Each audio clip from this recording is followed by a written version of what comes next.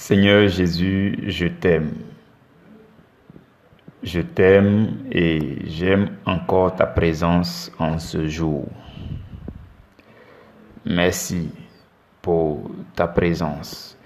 Merci pour la présence de ton esprit. Seigneur, nous sommes là pour vivre notre instant d'intimité avec notre époux que tu es.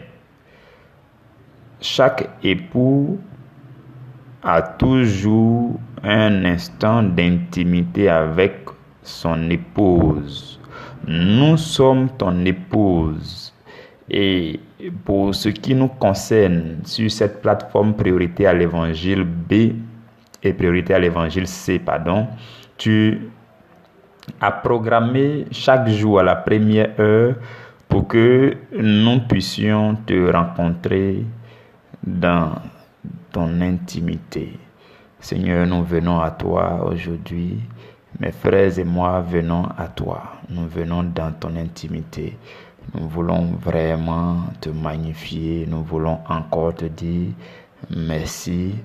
Nous voulons reconnaître ta beauté, la beauté de ta présence dans nos vies.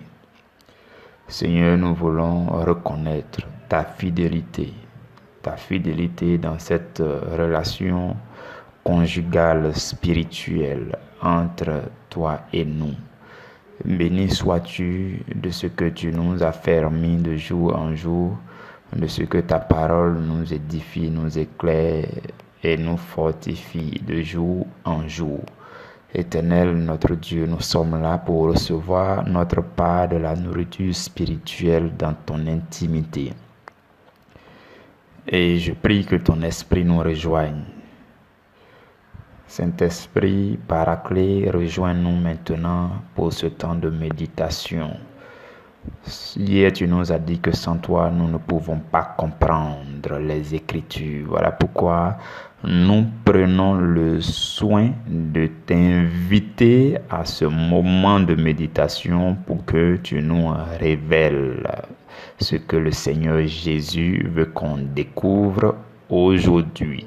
Merci de nous les révéler dans ta puissance, dans ta sagesse et dans ta lumière.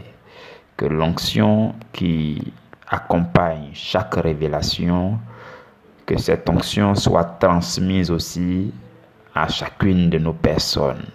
Seigneur, je te prie pour mes frères, mes sœurs qui sont connectés à ce temps d'enseignement. Glorifie-toi dans la vie de chacun. Au nom de Jésus. Amen. Mes frères et mes sœurs dans le Seigneur, nous sommes le jeudi, à la première heure du jeudi 17 septembre. Voici notre sous-thème. La parole se comprend mieux à la lumière de la parole elle-même. La parole de Dieu se comprend mieux à la lumière de la parole elle-même. Alors, de plus en plus, à partir depuis hier, nous avons commencé à voir comment mieux nous y prendre pour sonder la parole. Dans quelle posture il faut nous mettre? Quelles sont les attitudes adéquates qu'il faut faire pour puiser la substance pure de la parole qu'on appelle la vérité? Donc, hier nous avons dit par exemple que sans le Saint-Esprit, personne ne peut comprendre la parole. Sans le Saint-Esprit, les hommes ne feront que tordre le sens de la parole. Ils ne feront que mal interpréter la parole et il se forme une doctrine qui n'est pas la doctrine de Christ. Vous comprenez? Et aujourd'hui, ce que nous allons voir, ça devient de plus en plus pratique. Ce que nous allons voir aujourd'hui, vous pouvez l'appliquer désormais dans vos séance personnelle de méditation de la parole de Dieu. Vous comprenez? Donc aujourd'hui, ce que nous allons voir, c'est que c'est à l'aide de la parole qu'on comprend la parole. On va comprendre ça bien. Je vais nous lire d'abord un verset sur lequel nous allons nous appuyer et par la suite nous allons lire d'autres versets. 2 Pierre chapitre 1 verset 20. 2 Pierre chapitre 1 verset 20. Pierre dit, sachant que tout d'abord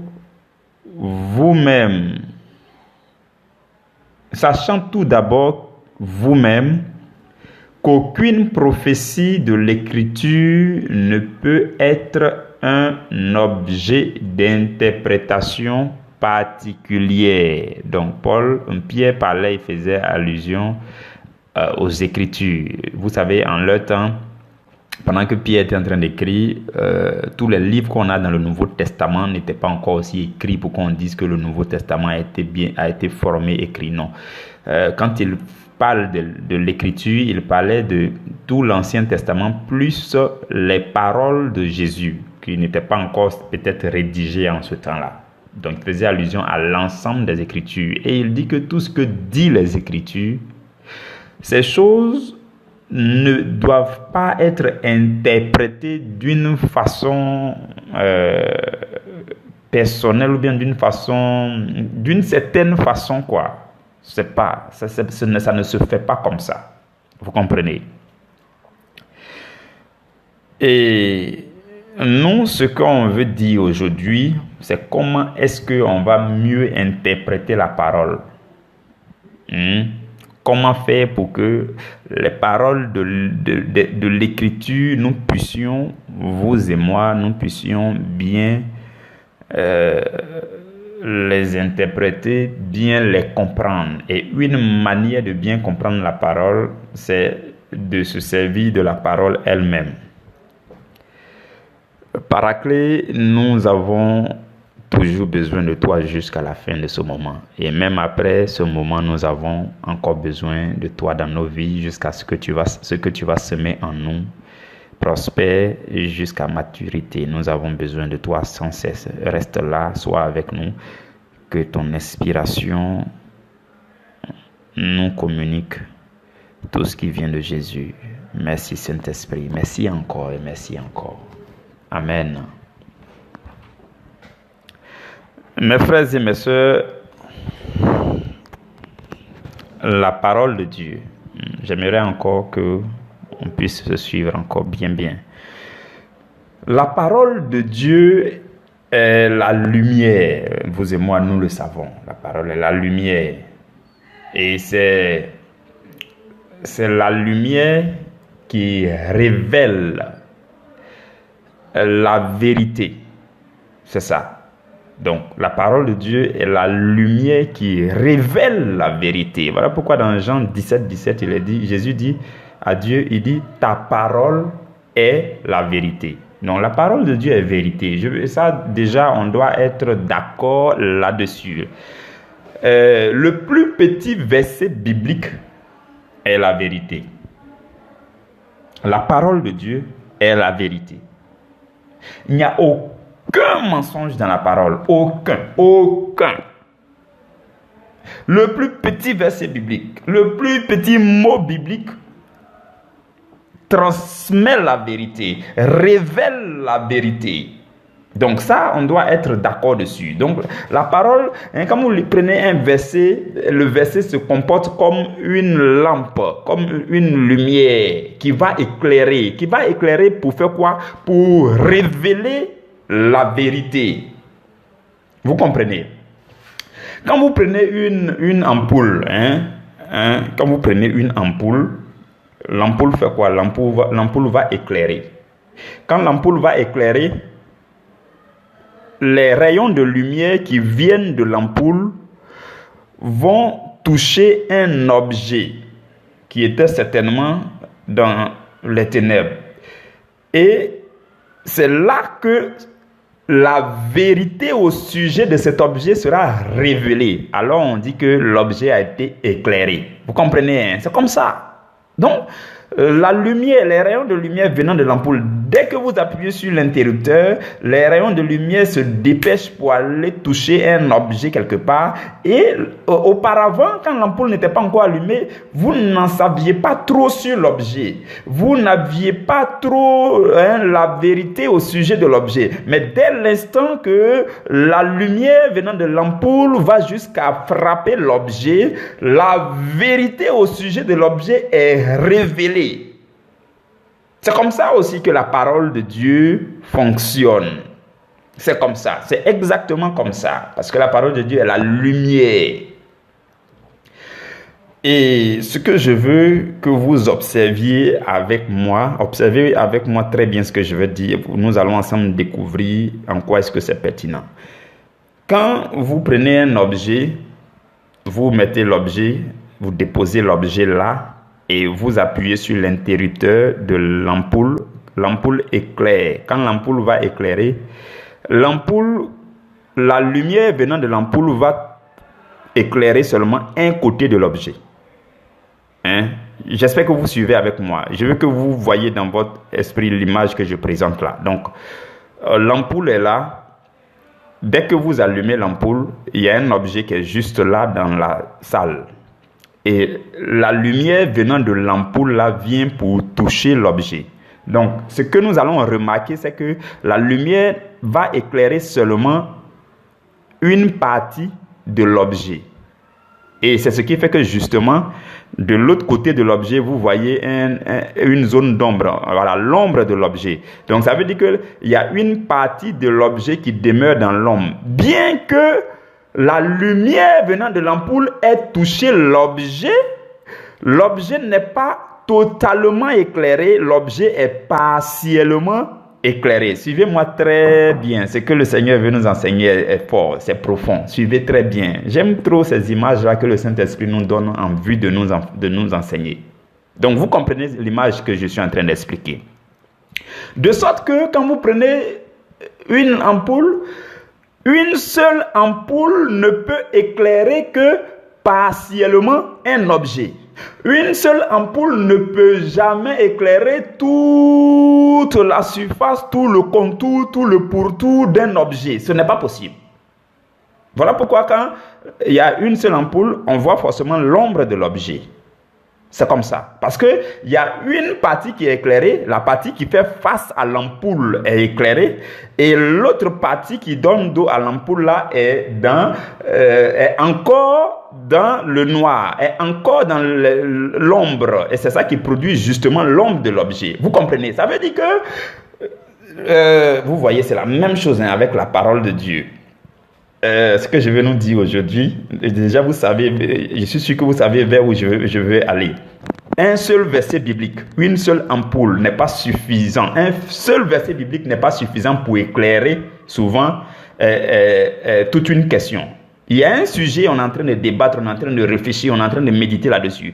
Un seul verset biblique ne suffit pas toujours pour éclairer tout le sujet.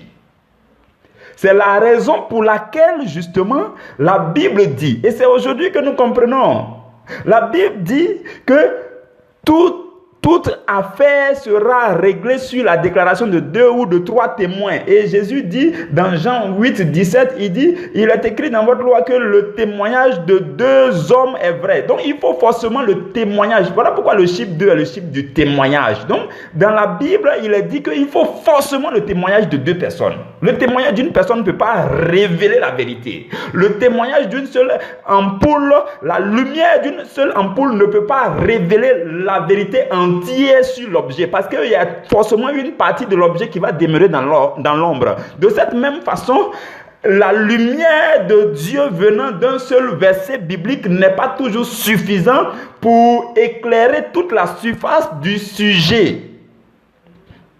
C'est un principe fondamental que nous sommes en train de voir aujourd'hui. Nous qui cherchons à mieux interpréter la parole, à utiliser la lumière de la parole pour être pleinement éclairé dans tous les sujets qui nous préoccupent, je nous dis aujourd'hui, qu'un seul verset biblique ne suffit pas. Et la Bible dit clairement, il faut le témoignage de deux. 2 versets bibliques au moins suffit. Parce que quand tu as 2 ampoules, tu places une ampoule ici. Tu places l'autre ampoule là-bas. Il y a une première ampoule qui va éclairer la surface, l'autre côté de l'objet. Et la deuxième ampoule va éclairer la partie qui était dans l'ombre. Et alors, à ta grande surprise, toute la surface de ton objet là est éclairée. De la même façon, pour que tu aies la pleine vérité, pour que la pleine vérité soit révélée sur un sujet quelconque, une préoccupation quelconque que tu as, une question quelconque que tu te poses là, pour faire la lumière pleinement sur cette question, tu as besoin forcément d'au moins 2 versets bibliques, 2 témoins pour venir révéler la pleine vérité sur la question. Vous voyez, hein? Ça, je pense que ce que Dieu est en train de nous dire aujourd'hui, plein de personnes ne savent pas. De sorte qu'il y a des gens qui prennent un seul verset pour aller faire une doctrine. Il y a une partie qui va demeurer dans l'ombre. Il vous faut au moins 2 versets. Forcément. Vous comprenez, mes frères et mes sœurs? Et des fois même, il faut 3 versets, des fois il faut 4 versets, des fois il faut 5 versets pour éclairer le même sujet. Pour que vous ayez la pleine compréhension, la saine compréhension, pour que la pleine vérité au sujet de cette question vous soit révélée, vous avez besoin de plus d'un verset, 1 verset, 2 versets, 3 versets souvent. Et quand vous mélangez tout cela, vous faites une bonne interprétation de la parole. Vous avez la pleine lumière sur la question que vous avez. Vous comprenez, mes frères et mes sœurs? Donc, il y a des sujets, dans le milieu, entre nous les hommes, il y a des questions qui sont complexes. Il y a des sujets qui sont difficiles à comprendre. De telle sorte que, souvent, 2 versets bibliques ne suffisent pas. Souvent même, avec les 2 versets bibliques ou bien les 3 versets bibliques, si ça vient d'un même auteur, ça ne suffit pas. Si Paul a dit, il faut voir ce que Pierre a dit. Si Pierre a dit, il faut voir ce que Jean a dit. Si Jean a dit, il faut voir ce que Luc a dit. C'est quand tu vas coller tout ça, que ça va te donner la pleine, que vous voyez la lumière venant de chacune de ces lampes-là, va venir éclairer chaque côté, tous les côtés de la question, et tu seras éclairé pleinement. Vous comprenez ce principe-là? Donc, ça veut dire que vous ne pouvez jamais vous appuyer sur un seul verset biblique, et puis vous allez estimer que vous comprenez le sujet. Non, voici mon opinion, parce qu'il est écrit là, si c'est une seule fois il est écrit que tu as appris, tu n'as pas encore la pleine vérité. Il faut peut-être même prendre, Pierre a dit, tu t'en vois ce que Jean a dit. Jean a dit, il faut voir ce que Paul a dit. Et puis quand tu prends, ça éclaire les 3, 4, 5, 6 versets venant des différents auteurs là, ça éclaire le sujet et tu as la pleine révélation de la vérité. Avant de commencer, je nous ai dit que la parole de Dieu est vérité. Parce que quand ça vient là, ça vient c'est une lumière qui vient pour révéler la vérité. Ce que les hommes ne savent pas, c'est que quand la lumière vient d'un seul côté, ça éclaire aussi un seul côté de la question, du sujet en question.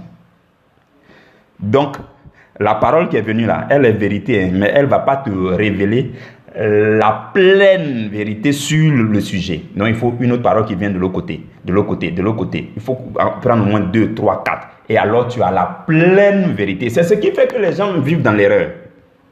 Ce que nous sommes en train de dire cette semaine-là, tout ce que nous disons cette semaine, c'est la semaine prochaine que nous allons faire les cas pratiques pour que vous puissiez très bien comprendre. Pour le moment, je vous explique les choses. Je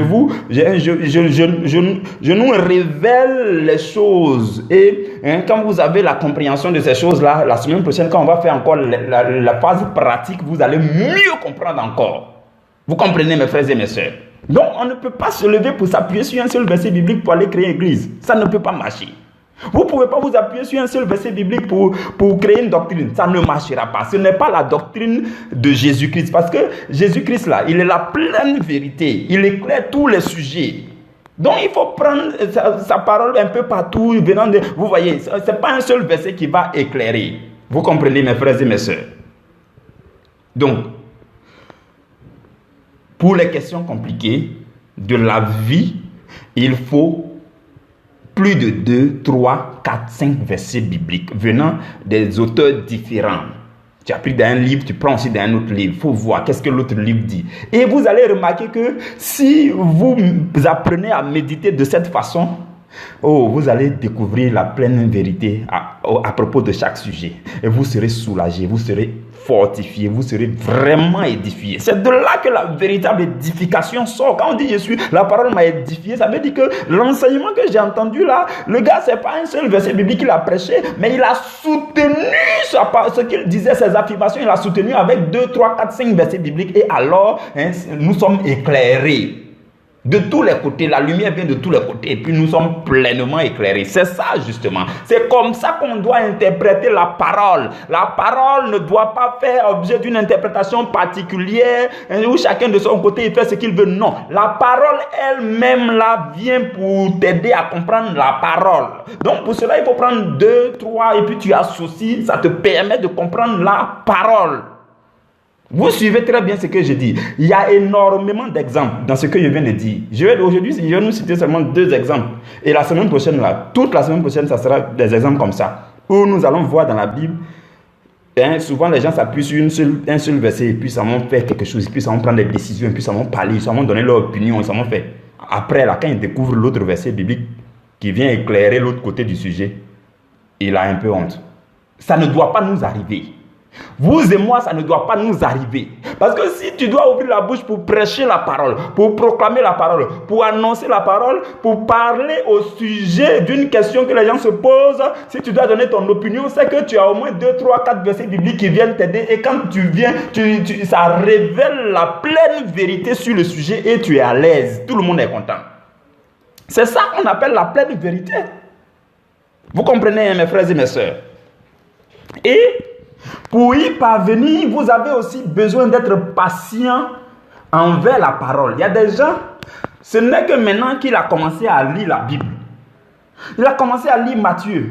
Dès qu'il a lu le premier chapitre de Matthieu, c'est lui qui trouve qu'il n'a pas compris telle chose. Non, mais pourquoi la Bible dit ceci? Non, non. Mais attends, tu n'as pas lu tout pour aller voir ce que les autres disent. La première partie que tu as lue là, ce n'est pas suffisant pour que tu aies la pleine vérité. Parce qu'il y a d'autres, les questions qui te préoccupent là. Il y a d'autres parties des questions qui vont rester dans l'ombre tant que tu n'as pas pris 2 ou 3 autres versets bibliques venant de d'autres livres pour venir les éclairer. Alors la pleine vérité sera révélée. Donc, la bonne attitude à avoir, c'est d'être patient envers la parole de Dieu. Tu as lu Matthieu, il y a des choses que tu n'as pas compris, il n'y a pas de problème. Je vais lire Marc. Quand tu vas lire Marc, s'il y a des choses encore que tu ne comprends pas, il faut lire Luc. Quand tu vas finir Luc, il y a des choses que il faut lire Jean. Tu finis Jean, il faut lire Actes des Apôtres, il faut lire. Parce que la question qui te préoccupe ici, là, la réponse se trouve certainement dans un verset qui est devant là-bas que tu n'as pas encore lu. Si tu as lu Genèse, que tu ne comprends pas quelque chose, il n'y a pas de souci. Continue ton chemin. Sois patient avec le Saint-Esprit qui est là pour te révéler les choses profondes là. Il faut être patient avec lui. Et puis tu passes à Exode. Tu commences à lire Exode. Tu commences à lire. S'il y a des choses dans Exode que tu ne comprends pas encore, il faut passer à Lévitique. S'il y a des choses que tu comprends, tu passes à Nombre. Après, tu vas détruire. Ainsi de suite. Je dis comment il faut lire la Bible sans être pressé que le Saint-Esprit te révèle des choses.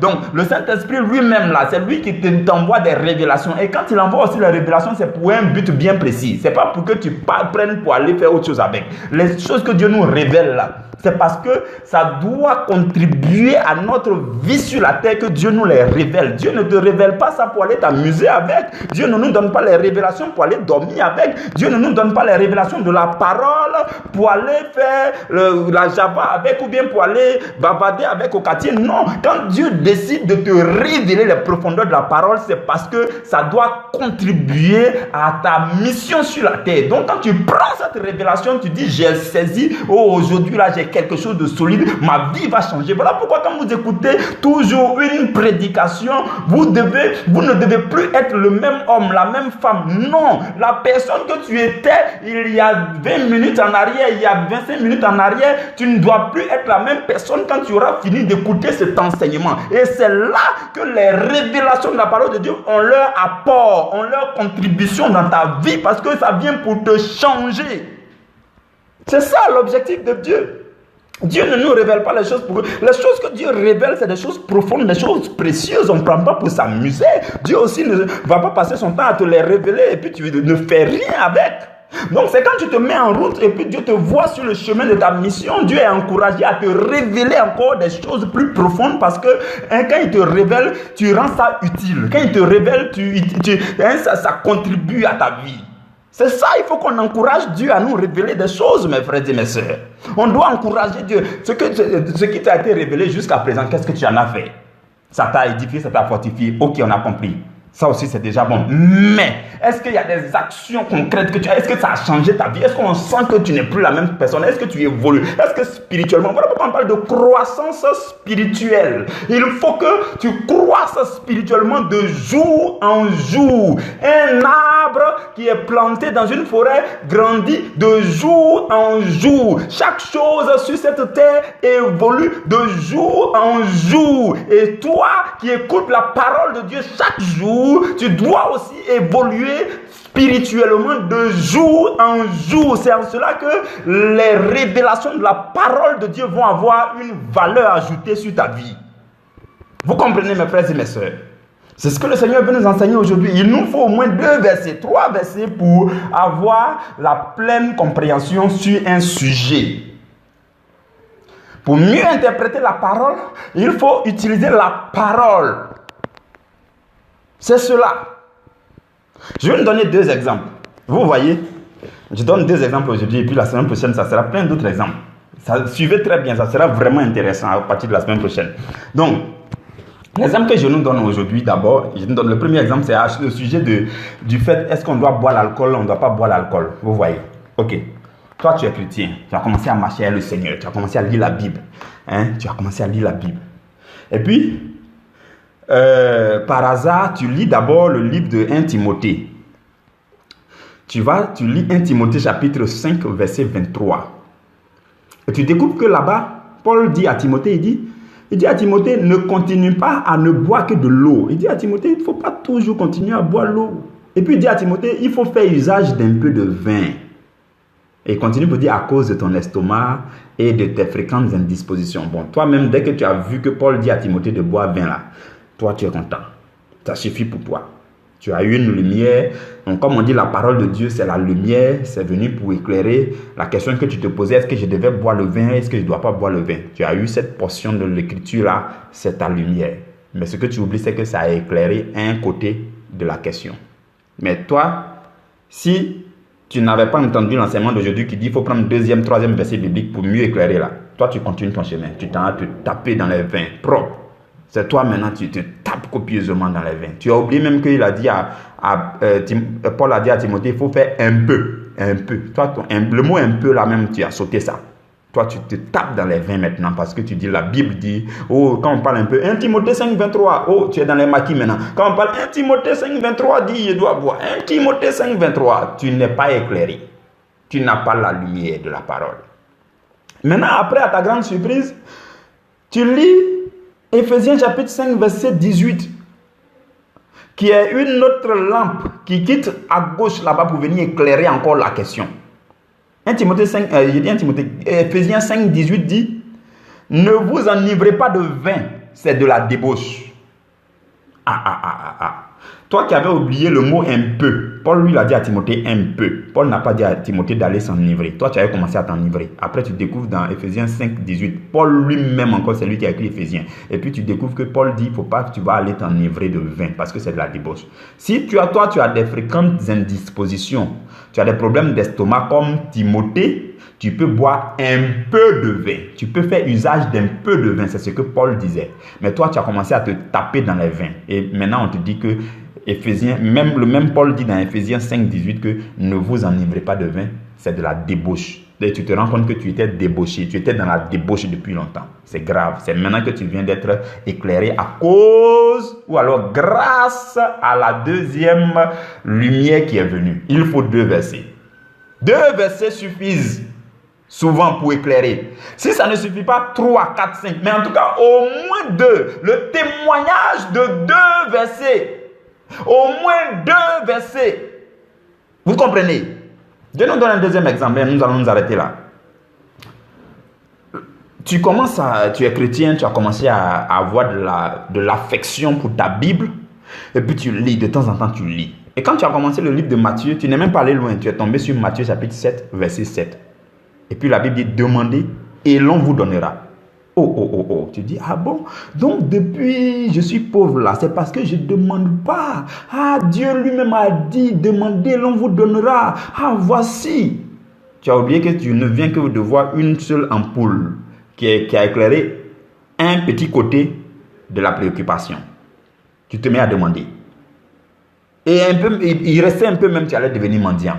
Quand tu vois, oh, la Bible dit, demandez, l'on vous donnera. Tu demandes à tes oncles, tu demandes à tes neveux, à tout le monde. Et tu pensais que tu étais dans la vérité. Non, tu n'es pas dans la vérité. Maintenant, Dieu te fait la grâce. Un peu, tu lis. Et un jour, tu parviens à Jacques chapitre 4, verset 3. Où tu vois, la Bible dit, vous demandez et vous ne recevez pas parce que vous demandez mal, dans le but de satisfaire vos passions. C'est vrai, Jésus a dit, demandez, l'on vous donnera. Mais quand tu demandais là, est-ce que tu demandais bien? Dans quelle intention tu demandais? Donc le verset de Matthieu 7,7 n'était pas suffisant. Quand tu as lu Jacques 4,3, ça t'a permis de comprendre que depuis là, tu demandes aussi, tu ne reçois pas parce que tu demandes mal. Et tu demandes dans l'intention d'aller assouvir tes besoins, tes passions. Oh, et puis tu dis, ah, oh, c'est comme ça que j'étais dans l'erreur. Et je pensais que je connaissais les Écritures. Maintenant, tu continues de lire encore, tu tombes sur Luc chapitre 6, verset 38. Où Jésus dit, donnez et il vous sera donné. Oh, tu te rends compte que je demande, je ne reçois pas. Jacques dit que c'est parce que je demande mal. Jésus dit encore, le même Jésus qui a dit, demandez, l'on vous donnera. Le même Jésus dit, donnez et l'on vous donnera. Donc c'est là maintenant que tu comprends que, en fait, il faut que toi-même tu donnes aussi. Et là même où tu seras KO maintenant, c'est quand tu vas prendre le 4e verset biblique. Dieu te fait la grâce, tu tombes sur Actes chapitre 20, verset 35. Là-bas, la Bible dit, il y a plus de bonheur à donner qu'à recevoir. Oh, quand tu découvres ça, tu dis, mais c'est vrai, je dois demander pour recevoir, mais il faut que je donne aussi. Et ce qui fait plus de bonheur, c'est quand je donne. Et après, on va me donner aussi, ainsi de suite. Vous comprenez? Donc, c'est tout ça rassemblé qui va venir éclairer le sujet. Que Dieu vous bénisse, que Dieu vous bénisse et que Dieu vous bénisse. Restez bénis. On se retrouve demain à la première heure et notre sous-thème de demain, c'est la parole de Dieu se comprend mieux à la lumière de l'amour. Nous allons voir ça très bien demain. Vous allez comprendre. Il y a des gens qui laissent l'amour de côté pour aller interpréter la parole de Dieu et puis ils font ce qu'ils veulent. Après, ils se rendent compte qu'ils ont tué les gens. Ils ont fini de faire du mal aux gens sans tenir compte de l'amour. Nous allons voir ça demain. Que le Seigneur demeure avec vous. Au nom de Jésus. Amen.